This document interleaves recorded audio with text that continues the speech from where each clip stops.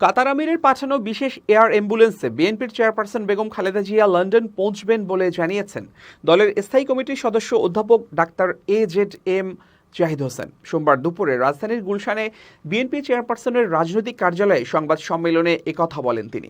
খালেদা জিয়ার লন্ডন যাত্রাকে সামনে রেখে এই সংবাদ সম্মেলনের আয়োজন করা হয়। তিনি বলেন, খালেদা জিয়া উন্নত চিকিৎসার জন্য মঙ্গলবার রাতে লন্ডনের উদ্দেশ্যে যাত্রা করবেন।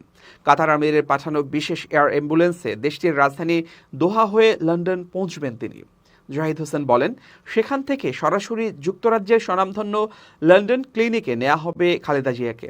সেখানকার চিকিৎসকরা যদি মনে করেন তার যুক্তরাষ্ট্রে চিকিৎসা নেওয়া প্রয়োজন, তাহলে সেখানে যাবেন। তিনি বলেন, এয়ার অ্যাম্বুলেন্সে বাংলাদেশের 6 জন এবং কাতারের 4 জন চিকিৎসক বেগম জিয়ার সঙ্গে থাকবেন। এক প্রশ্নের জবাবে জাহিদ হোসেন বলেন, খালেদা জিয়ার লিভার ট্রান্সপ্লান্ট হবে কিনা লন্ডন ক্লিনিকের চিকিৎসকরা সে বিষয়ে সিদ্ধান্ত নেবেন। আশা করছি আল্লাহর রহমতে বেগম খালেদা জিয়া সুস্থ হয়ে উঠলে দেশে ফেরার পথে ওমরাহ পালন করবেন বলেও জানান তিনি।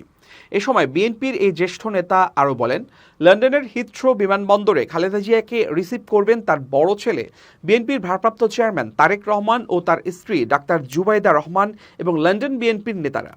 আর ঢাকা থেকে খালেদা জিয়ার সঙ্গে চিকিৎসকদের পাশাপাশি তার ছোট ছেলে প্রয়াত আরাফাত রহমান কোকোর স্ত্রী শর্মিলা রহমান সিথিও যাবেন।